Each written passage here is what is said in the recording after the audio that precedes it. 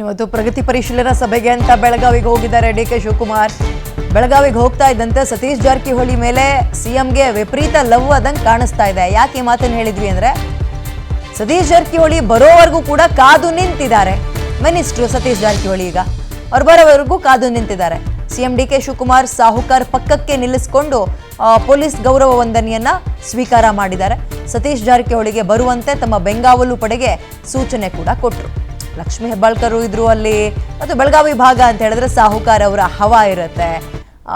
ಹಾಗಾಗಿ ಕರೆದಿದ್ದಾರೆ. ಎಲ್ಲರನ್ನೂ ಸಂಭಾಳಿಸ್ಕೊಂಡು ಹೋಗ್ಬೇಕಲ್ವಾ, ಅದೇ ಒಂದು ಕ್ವಾಲಿಟಿ ಲೀಡರ್ಶಿಪ್ ಅಲ್ವಾ.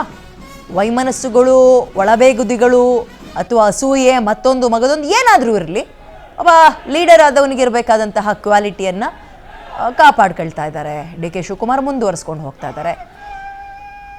ಸತೀಶ್ ಜಾರಕಿಹೊಳಿ ಅವರು ಬರೋ ತನಕ ಕಾದು ಆ ನಂತರ ಎಲ್ಲ ಗೌರವಗಳನ್ನು ಸ್ವೀಕಾರ ಮಾಡಿದ್ದಾರೆ.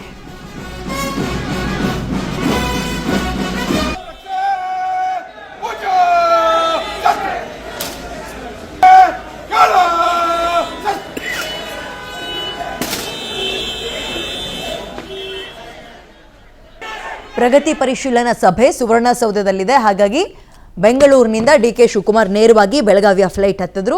ಬೆಳಗಾವಿಯಲ್ಲಿ ಲಕ್ಷ್ಮೀ ಹೆಬ್ಬಾಳ್ಕರ್ ಸೇರಿದಂತೆ ಇನ್ನು ಹಲವರು ಅವ್ರನ್ನ ವೆಲ್ಕಮ್ ಮಾಡಿಕೊಂಡ್ರು.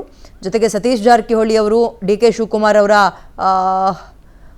ಇಲ್ಲಿ ತನಕ ಇದ್ದಂತಹ ಗೊಂದಲಗಳೆಲ್ಲವೂ ಕೂಡ ಕ್ಲಿಯರ್ ಆಗಿದೆ ಅನ್ನುವ ಮೆಸೇಜನ್ನು ಮತ್ತೊಂದು ಸಲ ಪಾಸ್ ಮಾಡಿದ್ದಾರೆ. ಪ್ರಗತಿ ಪರಿಶೀಲನಾ ಸಭೆಗೆ ಅಂತ ಸಿಎಂ ಆದ ಬಳಿಕ ಸುವರ್ಣಸೌಧಕ್ಕೆ ಮೊದಲ ಬಾರಿಗೆ ಕಾಲಿಟ್ಟಿದ್ದಾರೆ ಡಿ ಕೆ ಶಿವಕುಮಾರ್.